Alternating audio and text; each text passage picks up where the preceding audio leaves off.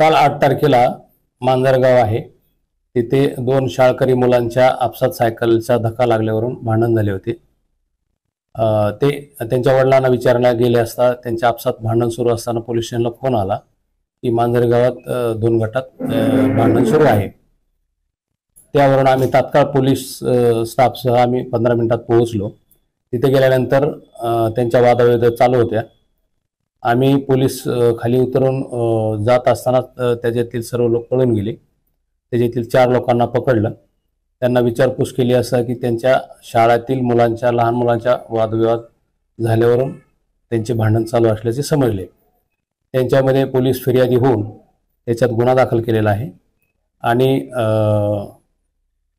काही सोशल मीडियावर आज अशी बातमी ऐकली की प्रार्थना स्थळातून बाहेर निघणाऱ्या लोकांवर टोळक्यांचा हमला हे दादांत खोटे असून याच्यात कुठलंही तथ्य नाही।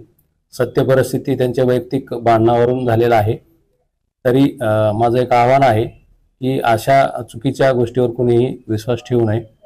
सध्या दोघांचे गुन्हे दाखल केलेले असून सीसीटीव्ही फुटेज प्रमाणे चेक करून आरोपी अटक करण्याची कारवाई सुरू आहे। यात काही आरोपी अटक करण्यात आले? हो, 4 आरोपी अटक रात्री करण्यात आलेले असून घटनास्थळावर ज्या मोटरसायकल होते त्या पण जप्त केलेल्या आहेत आणि PCR साठी कोर्टात गेलेले आहेत। पुढील तपास चालू आहे आणि तहसीलदार साहेब, मी आणि DYSP साहेबांनी गावात जाऊन शांतता समितीची बैठक घेऊन सर्वांना शांततेचे आवाहन केलेले आहे। सर, सध्या परिस्थिती कशी आहे? शांतता आहे।